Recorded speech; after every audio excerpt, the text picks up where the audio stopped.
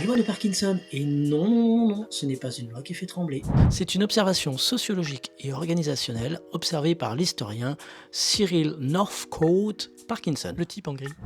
Cette loi fut publiée en 1955 dans un article humoristique du journal The Economist. Édition spéciale. Le succès de cette parodie fut tel qu'il développa ses idées dans un ouvrage, Parkinson Law, The Pursuit of Progress.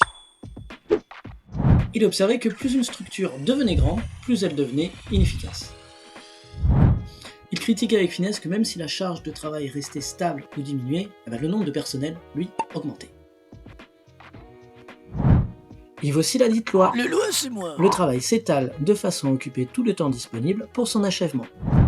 Cela signifie que si vous donnez une semaine à quelqu'un pour réaliser une tâche qui peut se faire en 1 heure, il mettra une semaine.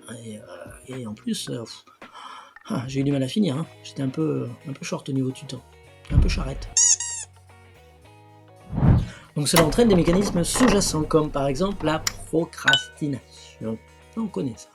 La complexification inutile rend toujours les tâches beaucoup plus complexes qu'elles ne le sont réellement.